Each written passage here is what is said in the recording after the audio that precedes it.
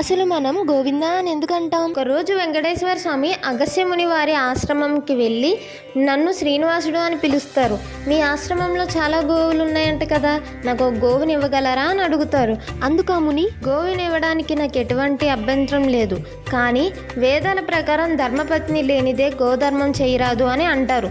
కాబట్టి మీరు మీ భార్యను తీసుకొని రండి అంటాడు. అలానే అని చెప్పి వెంకటేశ్వర స్వామి వెనక్కి వెళ్ళిపోతారు. సతీమణి పద్మావతితో మళ్ళీ వస్తారు. కానీ ముని ఆశ్రమంలో ఉండరు. తన శిష్యులు ఉంటారు. శ్రీనివాసులు ఇలా అంటారు, మీ గురువు గారు గోవునిస్తానని మాటిచ్చారు.